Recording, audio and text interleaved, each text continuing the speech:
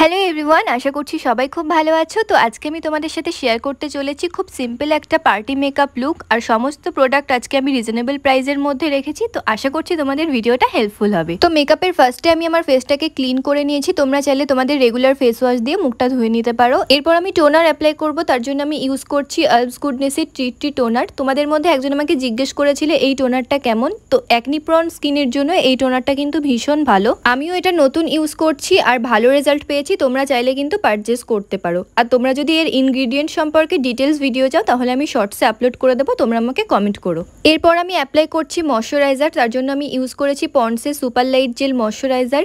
Summer হোক বা winter, মেকআপের আগে কিন্তু ময়শ্চারাইজার অবশ্যই অ্যাপ্লাই করবে। এই স্টেপটা কিন্তু একদমই স্কিপ করবে না। মেকআপের আগে আর মেকআপের পরে যদি সঠিকভাবে স্কিন কেয়ার করো তাহলে কিন্তু মেকআপের জন্য আমাদের স্কিনে কোনো ক্ষতি হবে না। এবার আমি ইউজ করছি প্রাইমার। তার জন্য আমি এখানে অ্যাপ্লাই করছি সুইস বিউটির হাইলাইটিং প্রাইমারটা। এটার আশা করি তোমরা অনেকেই দেখেছো। এই প্রাইমারটাও কিন্তু বেশ ভালো, আমাদের স্কিনে একটা হেলদি গ্লো প্রোভাইড করে। আর এই প্রাইমারটা কিন্তু তোমরা মেকআপ ছাড়াও অ্যাপ্লাই করতে পারো, খুব সুন্দর একটা গ্লো আসে স্কিনে।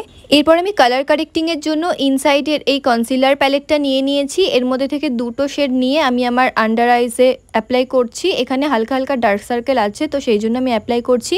তোমাদের যদি স্কিনে ডার্ক সার্কেল বা অন্য কোনো দাগ না থাকে তাহলে তোমরা এই স্টেপটা কিন্তু স্কিপ করতে পারো। তো দেখো আমার আঙুলের সাহায্যে এটাকে আমি সুন্দরভাবে ব্লেন্ড করে নিয়েছি। এরপর আমি ফাউন্ডেশন অ্যাপ্লাই করব। তার জন্য আমি এখানে মেভিলিনের ফিটমি ফাউন্ডেশনের 330 শেড নাম্বারটা নিয়েছি।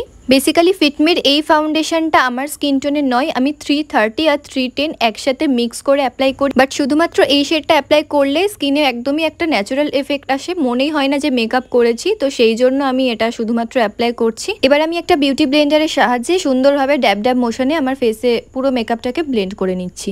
এরপর আমি কনসিলার অ্যাপ্লাই করব। তার জন্য আমি এখানে ইউজ করছি সুইস বিউটির একটা কনসিলার। এই কনসিলারটাও কিন্তু ভীষণ ভালো। তোমরা কিন্তু রিজনেবল প্রাইসের মধ্যে এই কনসিলারটা ট্রাই করতে পারো। আশা করছি তোমাদেরও খুব ভালো লাগবে এই কনসিলারটা। তো আমি আমার হাইলাইটিং পয়েন্টগুলোতে কিন্তু কনসিলার অ্যাপ্লাই করছি। ফুল ফেসে কিন্তু কখনোই কনসিলার অ্যাপ্লাই করবে না। আর কনসিলার সবসময় তোমাদের স্কিন টোন থেকে এক শেড লাইট নেবে। আমি যেহেতু একটু ডার্ক শেডের ফাউন্ডেশন অ্যাপ্লাই করেছিলাম, তো কনসিলারটা আমি চুজ করেছি একটু লাইট শেডের। এবার কিন্তু পুরো মেকআপটাই কভার আপ হয়ে যাবে। কনসিলারটাকে ব্লেন্ড করবার পর আমি এখানে একটা ট্রান্সলুশন পাউডার দিয়ে আমার ফুল মেকআপটাকে লক করছি, যাতে এই সামারে মেকআপ একদমই গলে গলে না পড়ে। তো তোমরাও একটু বেশি বেশি করে পাউডার দিয়ে মেকআপটাকে সেট করবে। এবার আমি মেকআপ ফিক্সার অ্যাপ্লাই করে নিচ্ছি। তার জন্য আমি এখানে ব্লু হেভেনের একটা long lasting makeup fixer apply করছি। আদৌ জানি না সত্যি এটা লং লাস্টিং কিনা, তো যাই হোক। এরপর আই মেকআপে চলে আসছি। আই মেকআপের জন্য আমি এখানে একটা ব্রাউন কালারের শেড নিয়ে as a transition shade apply করছি। এরপর সুন্দরভাবে একটা আইশ্যাডো ব্রাশ দিয়ে আমার চোখের আইলিডটার পরে ব্লেন্ড করছি। এরপরে যেই শেডটা আমি অ্যাপ্লাই করছি এটা আমার শাড়ির সাথে ম্যাচ করে অ্যাপ্লাই করেছি। তোমরা তোমাদের আউটফিট অনুযায়ী ম্যাচ করে আই মেকআপ করতে পারো। তারপর আমি অ্যাপ্লাই করছি কাজল। আমি এখানে ব্লু হেভেনের বোল্ড কাজলটা ইউজ করেছি। দেন একটা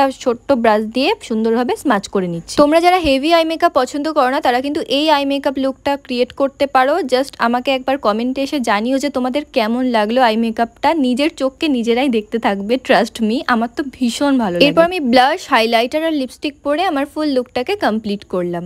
আশা করছি তোমাদের ভিডিওটা ভালো লেগেছে। ভালো লাগলে লাইক কমেন্ট শেয়ার করতে ভুলো না। দেখা হচ্ছে অন্য কোনো ভিডিওর সাথে। ততক্ষণের জন্য সবাই সুস্থ থেকো, ভালো থেকো, বাই।